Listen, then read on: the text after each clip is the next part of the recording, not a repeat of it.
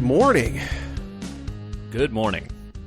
It is not early, but it feels early, and I don't know why. But did you ever in college, or like maybe even on like days off in high school, like President's Day or whatever, like have your early morning where you woke up and you had nothing to do, and your parents went to work, and you just did the video game thing? I haven't actually. I don't recall having that in school. Definitely not in high school because I went to school. But in college, there were some of those days where like you'd wake up and be like, "Oh, I don't have any class until like 3 p.m. today." Yeah, and it's like 8 a.m. Guess I'm gonna play video games for a long time. And now, although this happens less frequently, but with the every other Friday off schedule that my work gives me, every so often there's a Friday that comes along where I don't have a lot of plans, and then I can play a bunch of games for the better part of the afternoon. But most Fridays that come along, just like this one, it's like we have a little bit of free time in the morning, so we can, pod and talk some games and reflect, and then it's off to chores. Yeah. Nearly always there are things that need to be done. Oh, man. Well, my homeowner's minute is things like to break, and sometimes they need fixing. Right? True story. My pool equipment is on its last leg. I've jury-rigged it back together to continue functioning, and the pool is no longer full of algae from the backup that had occurred. Okay. I mean, that's good. Definitely don't want that. That's bad. No. It's clean and clear and all the supposed ways you want to swim in it, but I have a major fear that this is the last time that I can really repair this. So that is now looming over me. Every time I walk outside by the pool, you hear like a faint rumble from a pump, and then you're like, oh no. Yeah, is this it? Is it the end? And anybody that's had a pool or thinking about having a pool, they're expensive. Yes. When I was looking towards purchasing a home, I looked at one with a pool, and then I thought, oh, this seems like really nice. It would be a lot of fun. And then I thought about it some more. I'm like, I don't actually swim that much. I don't know how much use I would get out of this. And then I saw the price, and I was like, oh, this adds a lot. This makes this much more expensive. Mm-hmm. It adds a lot of good value to your home. And then, I was talking with some people, and they're like, yeah, but the maintenance though. If you have a newer pool and one that's got good equipment and has been well maintained, and you maintain it well, the maintenance, recurring cost is not crazy high. It's the maintenance on your time, unless you want to hire a pool person, and then the maintenance cost is higher. But right. I would say the maintenance problem is when they start to get old and they need to be refinished, or your decking needs replacing, or like ours, your decking needs replacing, it needs to be refinished, and you need new equipment. Yeah, none of these places I were looking at would qualify as newer. Yeah, so, okay. Yeah, so they weren't. I think some of them may have been in better situation than yours might be at the moment. But yeah, it wasn't. Well, that was a fun Thursday night. Yeah. It's fun racing the sun now too, right? Like you only have till 6:30, not 7:30. Mm-hmm. Yeah, the darkening of the skies happens earlier and earlier. It affecting seems. Repairs by headlamp is not so fun. Yeah, that's it. Yeah. Also, it not only is it not fun, it's just like it makes everything way harder than it should be, just because you can't see. Well, that's it for me. I don't want to think about it anymore. All right. Homeowner's minute complete. Right on, man. Well, we talked earlier in this week, so we're recording kind of back-to-back-ish. And so I don't have a ton to report. I guess we could do a Bravely Default second. Okay. Spoiler warning. Let me know. Spoiler warning, Bravely Default. Yeah, I want to know about your quest.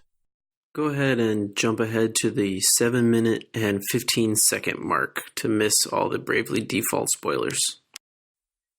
the thing you said there's a thing that happens, and I'm guessing that I may have accomplished one of them, or maybe not the one you were thinking of, but I need to know if it's the one you're thinking of. Okay. What happened?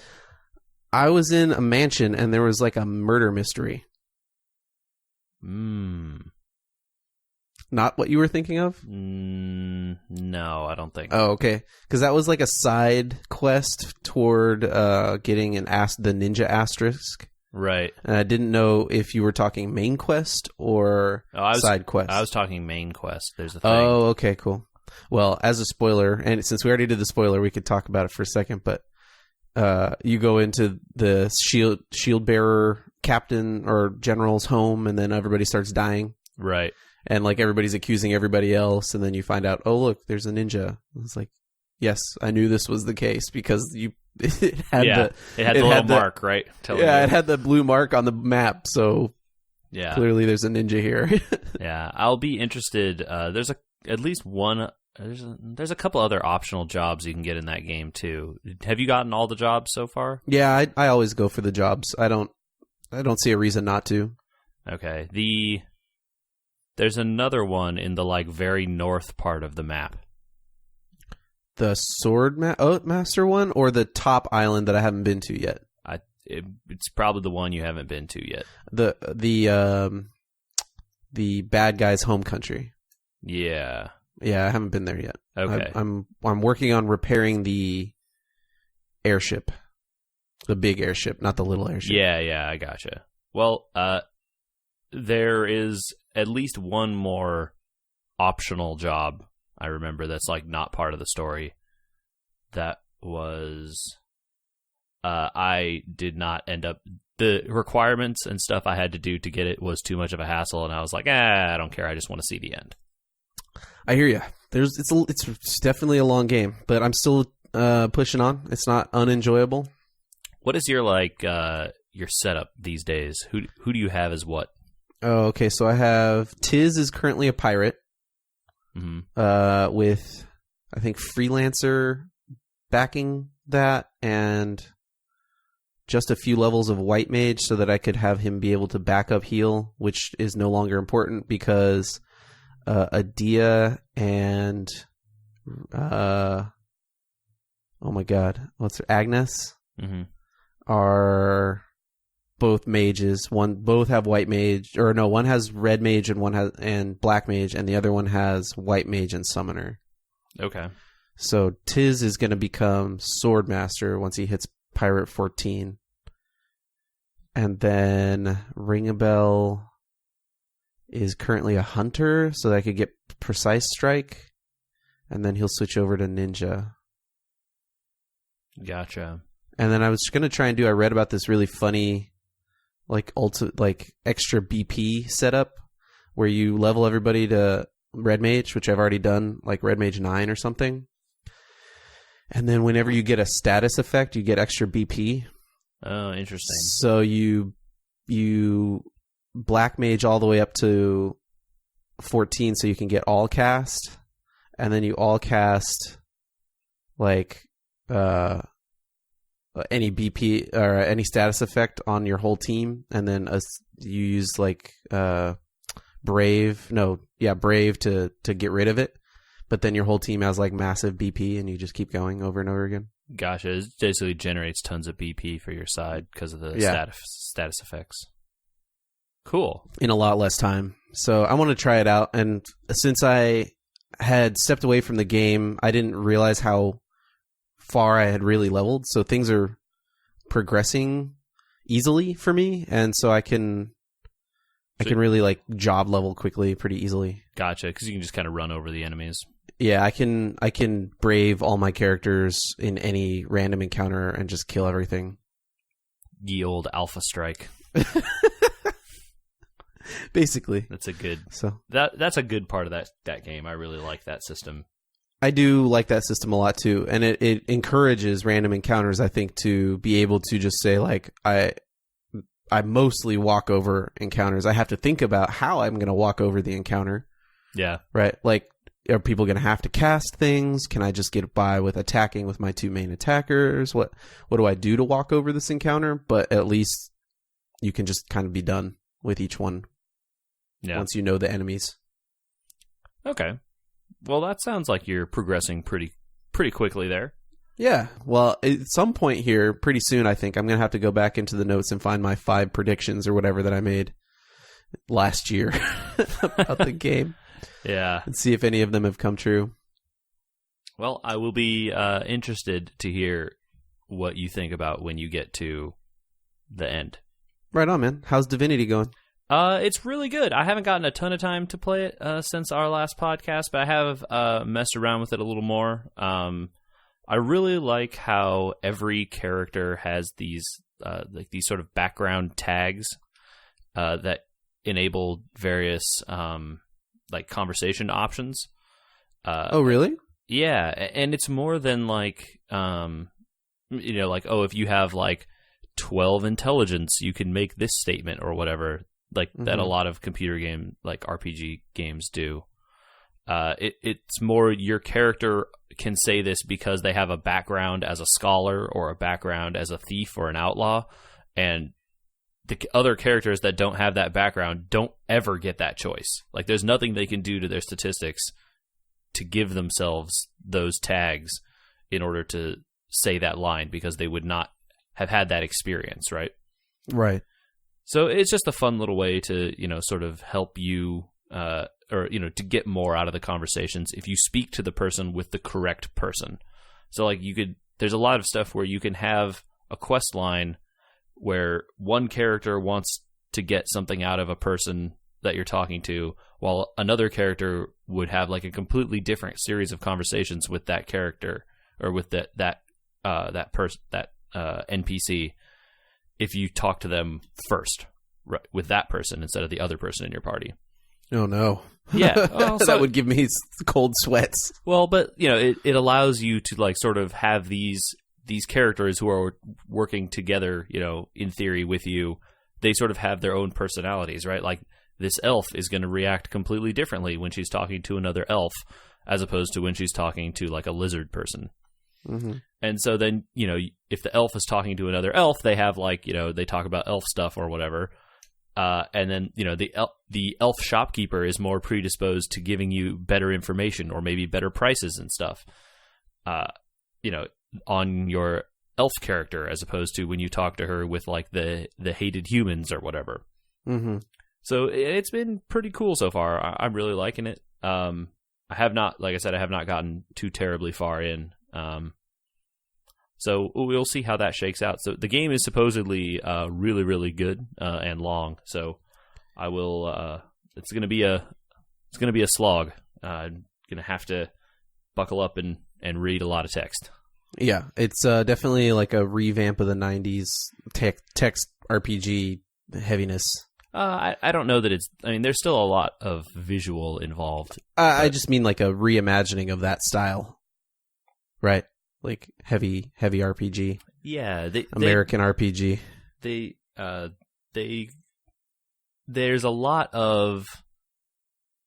I discussed this last time we were talking about it, but the game feels like it's trying to encourage you to role play a lot more than previous games that I've played in the kind of 3/4 overhead view, isometric kind of thing have in the past, and that's cool. I'd also encourage people to go find some screenshots of the game too. Rock Paper Shotgun. I don't know if you know that website, but we beat them with a first look. They've got a review of it up as of yesterday, I think, or today.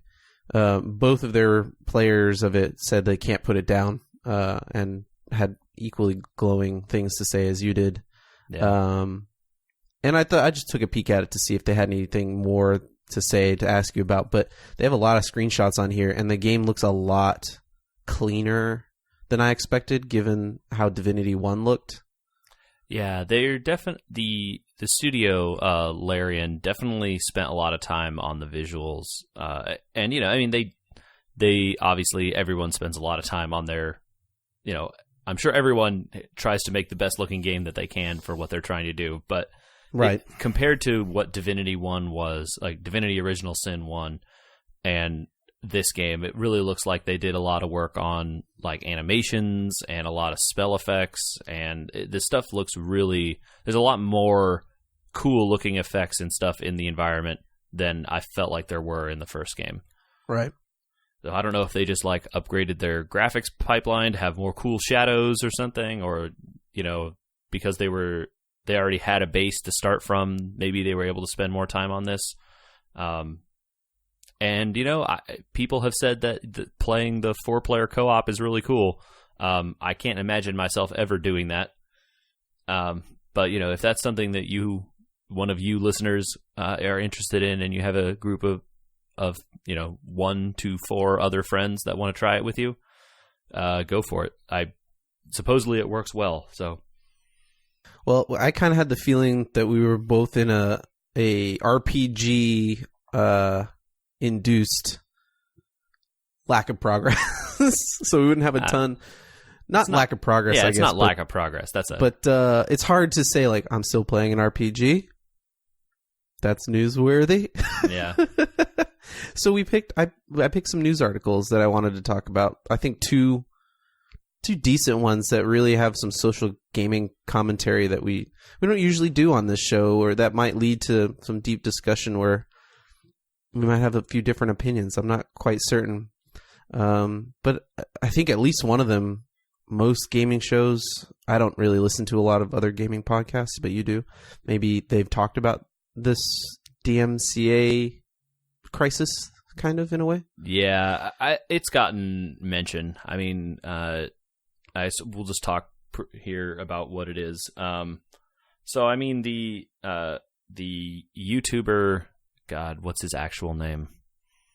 Not his handle. Yeah, I don't remember what his name is. Felix something? Yes. I think it's Felix, right?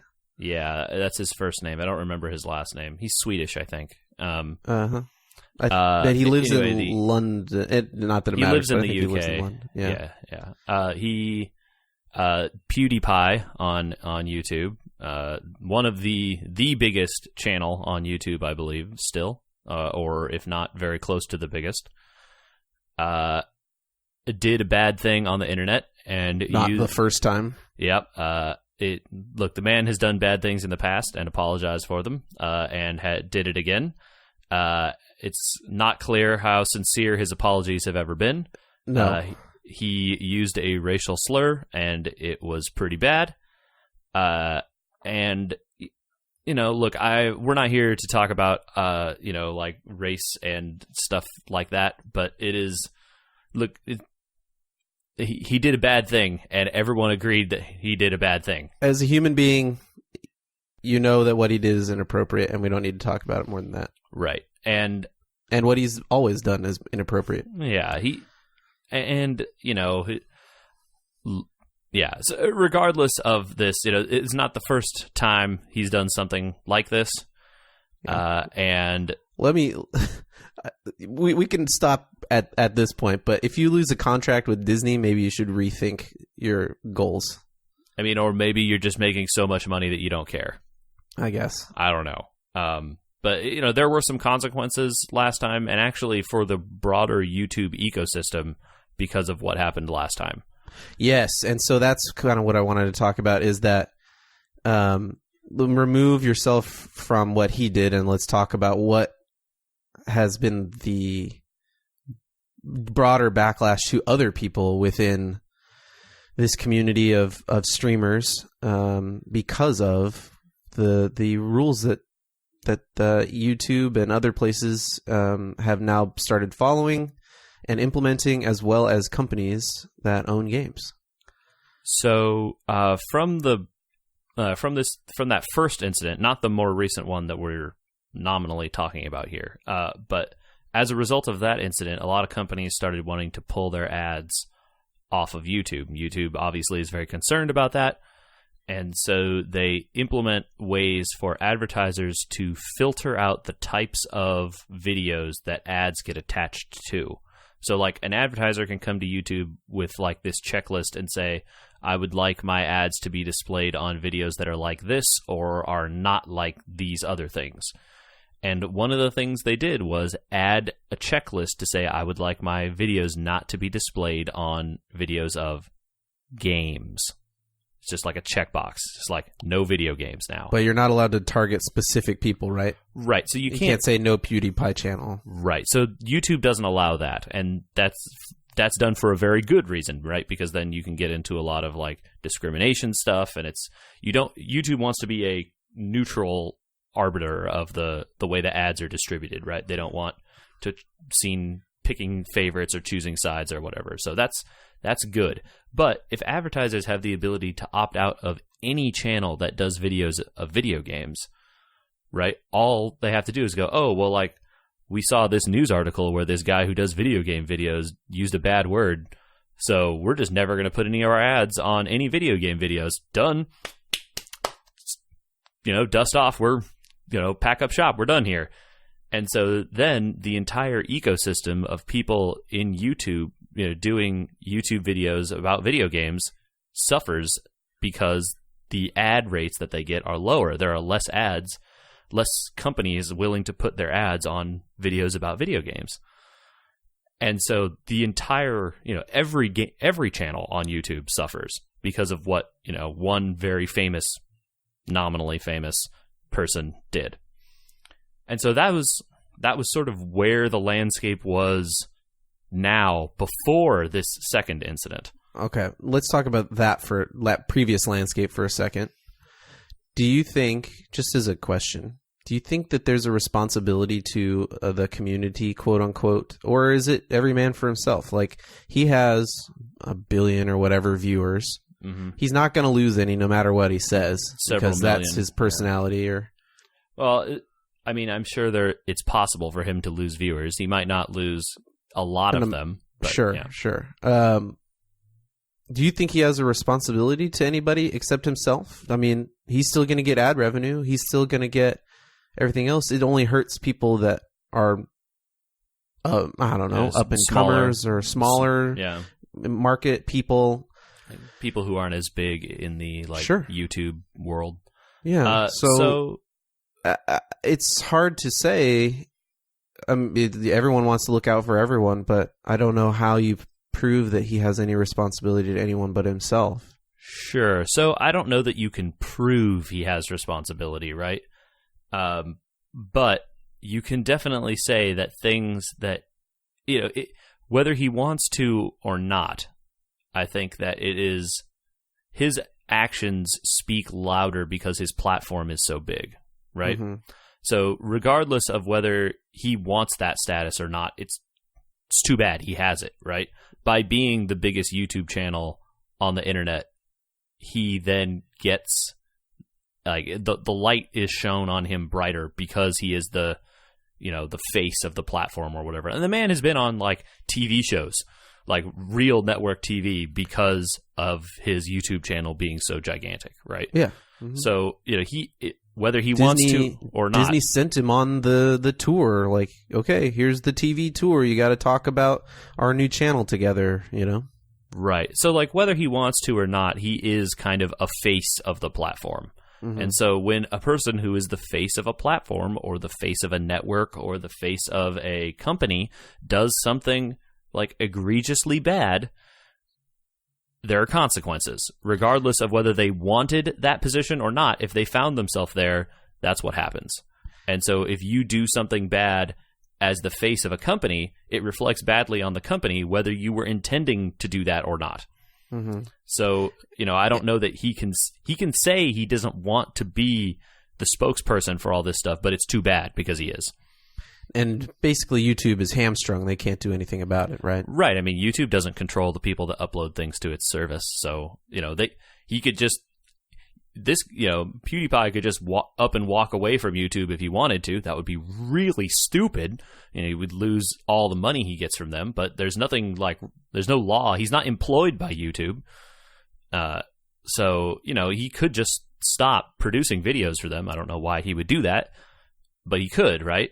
So, mm-hmm. YouTube is just, running the ads on the videos that he produces. And if he does something, really stupid while he's streaming and it filters back and, causes a backlash against the wider community, I mean, that's on him. Yeah. And like whether he is willing to like accept that responsibility or not, like, I don't know. That's not, again, that's also on him, right? Like, I don't know. Mm-hmm. You can't make people be responsible. Yeah. And what's interesting is it's not the first time that something bad has come out of this channel, but each time it seems very calculated to be that way because it's something new that he's never done or said before. So he obviously didn't edit it out. He didn't leave it. He left it in or did it on purpose. Well, so this happened during a stream on like a live stream. So it wouldn't have been like, I don't know that a video showed up on YouTube of that incident from him, right? But the previous ones have been YouTube uploaded. Yes. Yeah. So that's kind of where we're at with him. Now, other than the backlash on advertising, which is ongoing, unfortunately, this most recent thing sparked a new problem that has been in the wings, I would say. We talked about it before on this show with Persona 5 and the weird world that streaming video games lives in terms of copyright protection on who gets what and what's an artistic creation for whom. Yeah. And now there's an even broader pushback on this.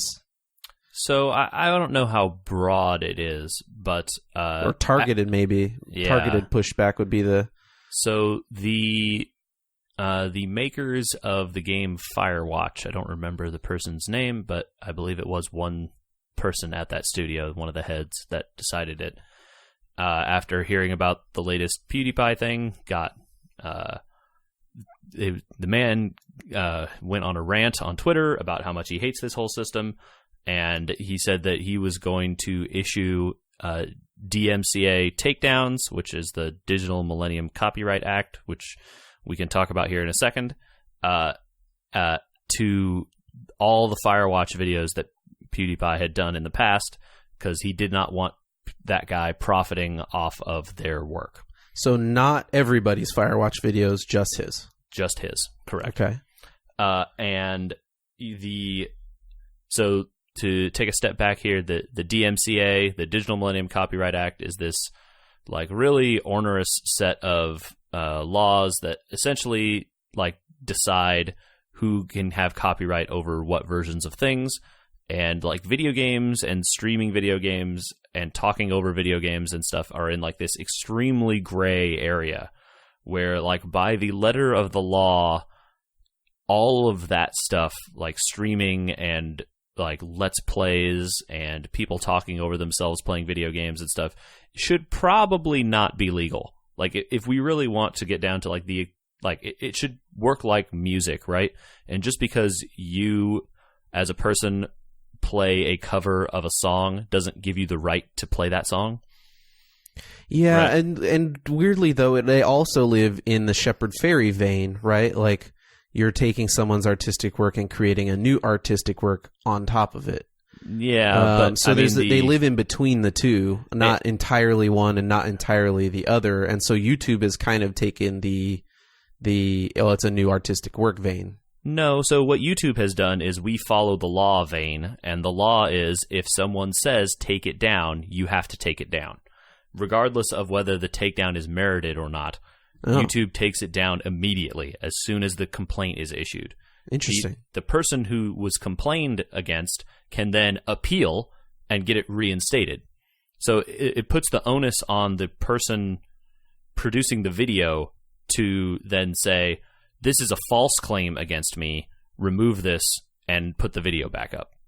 Interesting. Okay. So, I had gotten that backward because I've seen the reversals before. Yeah, so reversals can happen, and if you're a big channel, so someone like PewDiePie undoubtedly would be, you can fight those claims either through YouTube itself, or through your like managing network in YouTube, or you can fight them through the courts. And of course, no one anywhere wants to go to the courts, right? So Right. because the courts are insanely expensive, and fair use is like a really, really gray area in the law. In terms of like whether video games and this stuff qualify as fair use, has never ever been tested. And like court systems related to anything technology is just a mess. Right. I mean, look at copyright. Oh yeah, copyright, patents, all that stuff is just a horrible, horrible quagmire, and you don't want to go into it unless you have to. But someday, someone will go into that court, and whatever that first ruling is, right, about fair use and video games and streaming and all this stuff is going to set a precedent. And if that precedent is good, well, like a lot of people will be very happy. But if it's bad, it then becomes that much harder to keep these economies going, right? And so the gray area is preferable to the chance of a bad precedent being set. So most DMCA notices don't go out. People like having people stream their games. It increases sales. It's basically like free advertising. You let somebody else make a little bit of money, and who cares? Because you're going to sell thousands of copies of Firewatch because people like PewDiePie and 100 others all play the game and love it. Right. In front of everyone, and then they say, well, I want to go play it. And, you know, everyone in the industry has kind of agreed that, like, if we all just, like, don't say anything about this and no one sues anyone and we just sort of let the people put these videos up on YouTube as long as they don't do anything outrageous, or try to, like, steal our assets to put in their own games or something, we're just going to let all this be free advertising for us. And no one say anything, and it's just kind of like a gentleman's agreement among every person involved to not sue. I think that it's obviously best for everyone. It's definitely helping game sales, even if it doesn't help them immediately, it helps them later. Certainly. I mean, if it wasn't in everyone's actual best interest, people would have sued, right? Yeah. Someone would have at this point. So, and in comes this incident where the law says that these creators of the games have the right to decide if you can put these videos up or not, right? And also the EULAs, right? If you play the game, you've agreed to my terms, and my terms say that you can't stream this. At least in terms of this specific developer, Firewatch, they had a website posted about like what can you and can't you do with our games, and one of the things on their website said, hey, yeah, you can stream it, monetize it, whatever, we don't care. Please put our videos up. Well, it turns out, Andrew, that putting up a website like that is not legally binding. Yeah, joke. What do you know? It turns out that they can revoke that claim to specific people or any people anytime they want, and the law doesn't really care that they wrote that. Okay. So it was like nice of them to put that up and tell you can do this, except that if they don't want you to do that, they can issue a DMCA takedown to your channel with basically no repercussions, right? So it's like handshakes over the internet, like not the best legal plan if you want to defend yourself later. So this is what they did to all of this content on PewDiePie's channel. Because they said, hey, we don't want you to have these videos up anymore. Please take all of them down. YouTube goes, yes, sir, and immediately takes all of them down, right? Because that's what YouTube, again, like the system is weighted against the creators of the video. So YouTube will always, always, always bow to the copyright owner. If the copyright owner says, hey, I own this, they'll go, yes, you do, and immediately do what the copyright owner wants. So, and that's a separate problem. There is no presumption of innocence there. It's assumed that you are guilty. Yeah, it's interesting. I don't see another way that they can handle it fairly. I mean, you could look. I'm sure there are ways that it could be handled fairly, but this is the system that we have. So whether it's a good one or a bad one, I don't know that I think there must be some way to have a somewhat impartial review of these things, because I mean, people's lives, are essentially run on these YouTube channels, right? Like people like PewDiePie and other people make all their money from YouTube, essentially. Sure, but if the legal status of the games is in question, the game creation is in question, right? And YouTube doesn't get to decide the legal status of it. And currently, everyone assumes basically the game owner, because they could put it in an EULA, says that they own it, and whatever the YouTubers are doing with it is technically illegal, the easiest way to continue saving probably the rest of these streamers and YouTubers from eventual, like lack of jobs, because these companies start to say, well, this situation with PewDiePie is happening with more than just PewDiePie, and we got to protect ourselves, and we can't watch every streamer streaming our games. Sure. No more streaming our games. And like it starts to creep through the industry. So it's easier for them as YouTube to maybe protect everybody else by doing this way. So that's all like well and good when you're only considering games. This system applies to everything on YouTube: video, audio, anything that shows up on YouTube, right? Uh-huh. And so if a company claims they own the music in your video, they can take down your video or redirect all the monetization from your video to themselves because they own that music, regardless of what the content of the video is, right? Because you're using copyrighted music that you didn't have permission to, supposedly. And so there's all sorts of issues there where, like, what if...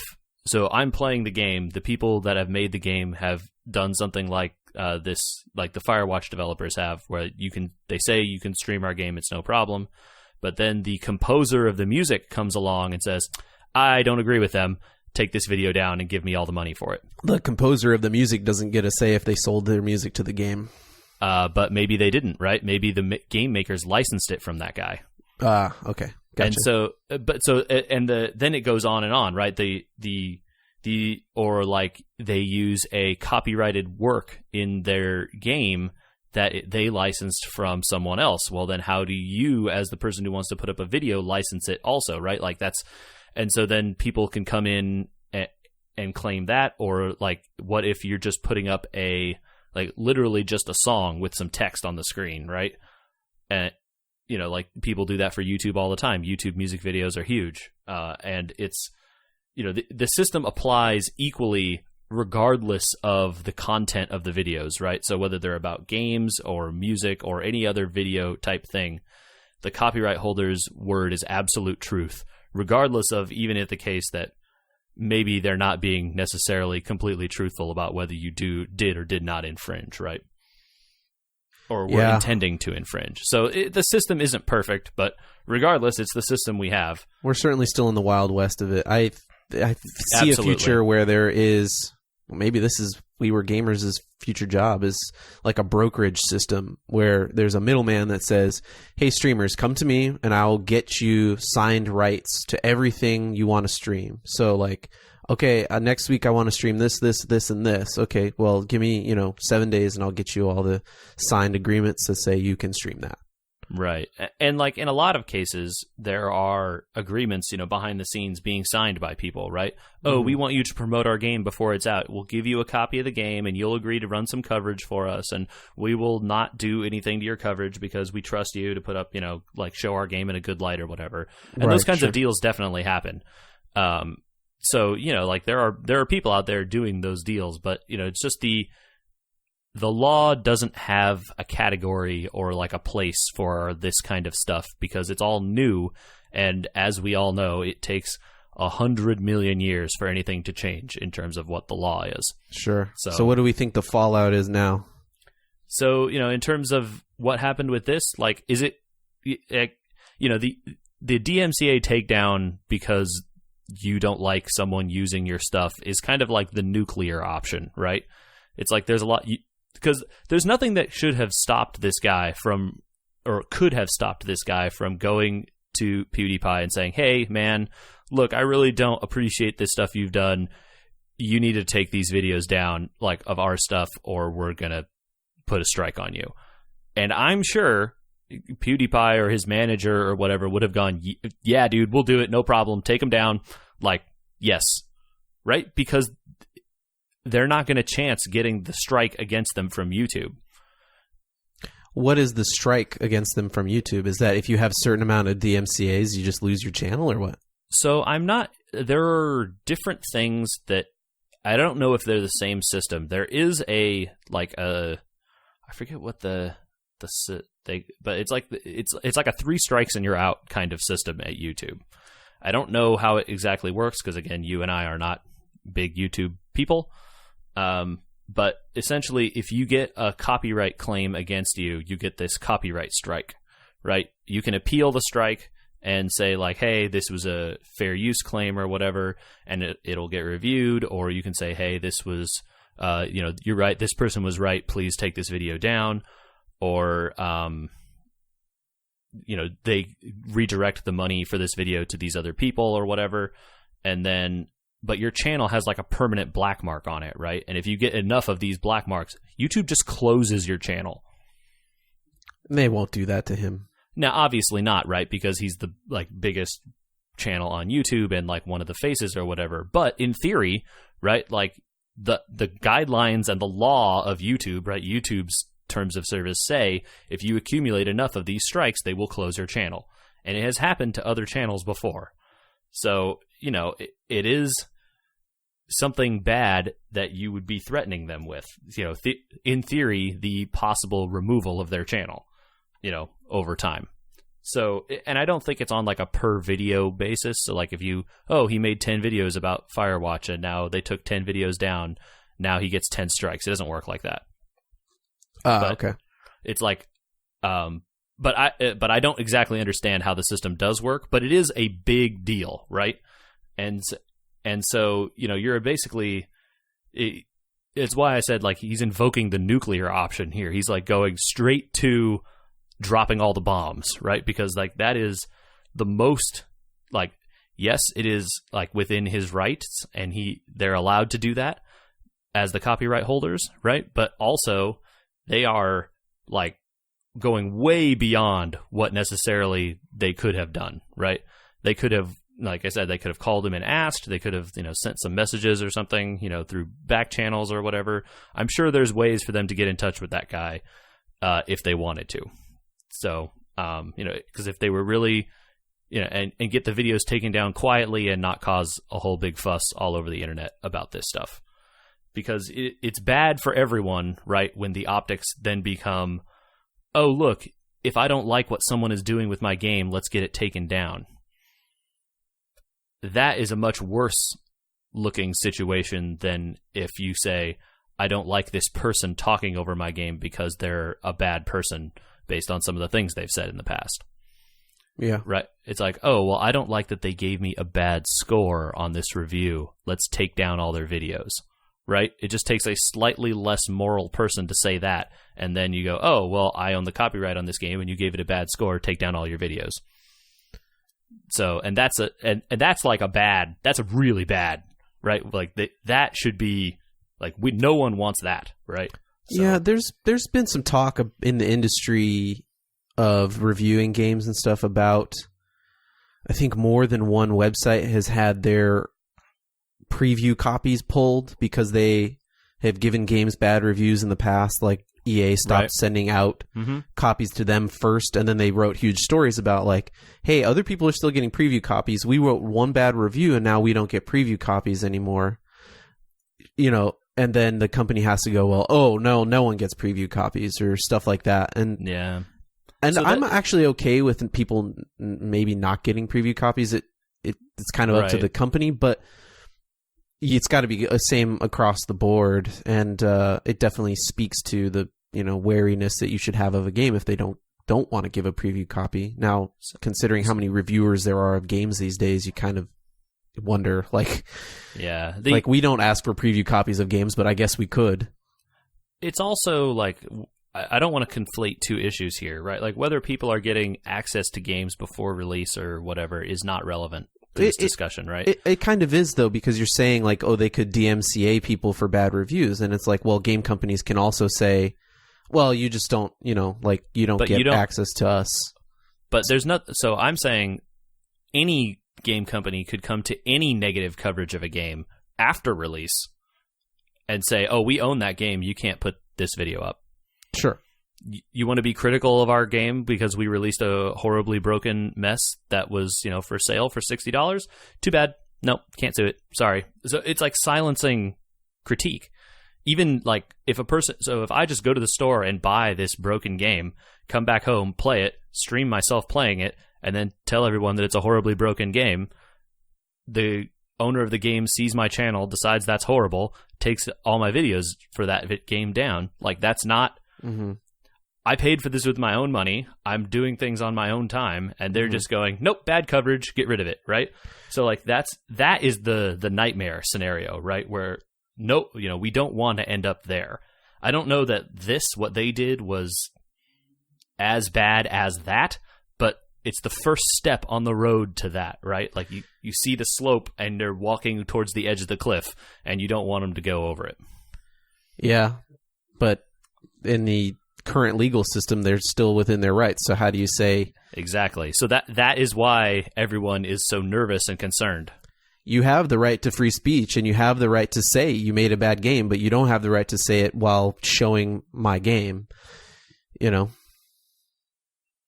I think that there's definitely legal protection for somebody to say, like, here is exactly what I'm talking about in pictures. Watch this broken piece, versus like, I did a 4-hour stream that made me this amount of money is like two different worlds entirely. And if your video doesn't have any money attached to it, so if you have like a non-monetized video on YouTube, this entire problem kind of goes away, because you're not earning any money on it.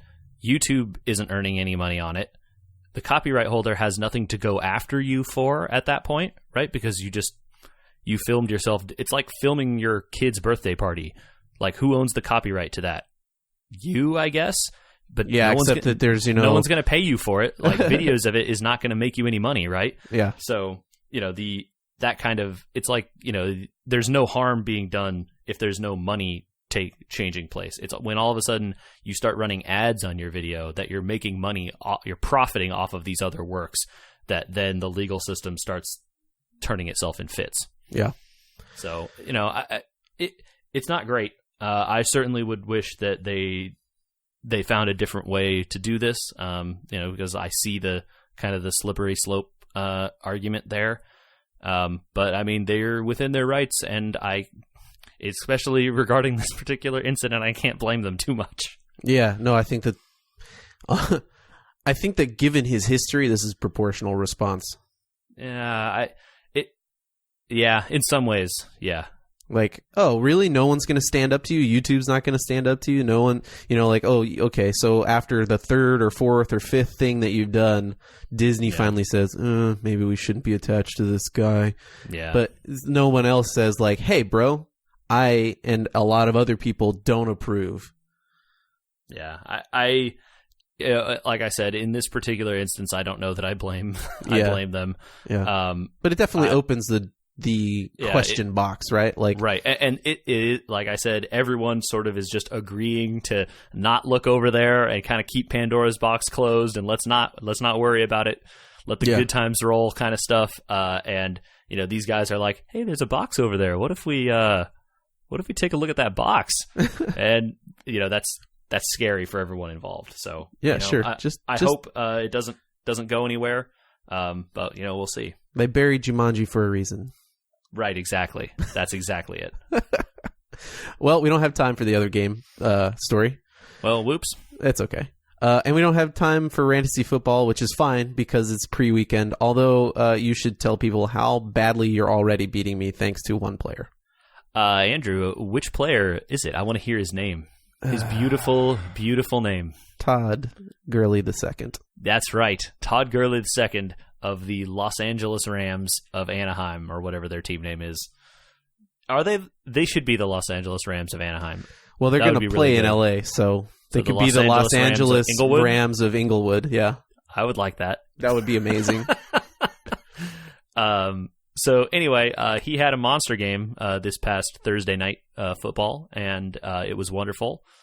And thank you for the 30 points, or 30 or 32? 32 points. 32 points, yes. If only we were playing in PPR, it would be more. Sadly, we're not. If only we had fractional scoring, it would be more too. Sure. Very sad. But regardless... No one wanted to vote on it this year. I only got a question after the season started, so... Yeah. So, hopefully we can get some more people on board with fractions this year. but we'll see. I'm more inclined to the PPR thing than I am to fractions, but we'll see. Okay, whole point PPR? That'll be interesting. Maybe. I don't know. It just seems to inflate the scores. I don't know why you're against fractions, man. Like, get the points that the people get. Why not let them get the points? I don't know. Because I don't see that many games that come down to 1/2 of a point. Sometimes it does, but anyway. All right. They're open to votes. I'm just saying. Anyway, yeah. Let's move on. I am happy to be winning this week so far. We'll see where it goes. Like right now, does the fractional scoring matter? No, you're going to kill me. No, but I mean, I would take an extra 2.5 points. So greedy. So greedy. Give me all the points. We got a question, and it's fantasy football related. I love questions. Should somebody in our league sit Jay Ajayi? Ajayi. Let's see. Who are they playing this week? They are playing the Jets, which is a great matchup, but he hasn't practiced all week. Oh, Ajayi hasn't practiced all week? Nope. Ooh, that's a bad look. In general, if someone doesn't practice at all before the game, that's a bad sign, and I would be ready to have someone to play instead of that person. I would say if you're not going to check your lineup pre-game and you're deciding now, play someone else. Put in someone else. So there you go. Thanks for the question. The recommendation is always check your lineup the day before the games. Or and the hour before, like 9 a.m. on Sunday is the best time to check your lineup. Yes, exactly. But there you go. Yeah, if you're not planning to do that, definitely set people that don't practice. Set people that do practice rather than people that don't. Right. There you go. All right. More questions for fantasy football or opinions on DMCA takedowns. Where do they go? They go to podcast@weweregamers.com, which is a real email address that goes to us. They can also direct them to us on our Facebook page, which is We Were Gamers, our Twitter, which is @WeWereGamers, our Instagram, which is also We Were Gamers, and we will be happy to answer your fantasy football questions or not. All right, let's go do some illegal content or something. Oh man, streaming? We do have to stream at some point. We got the Twitch channel. Yeah, well, one day maybe.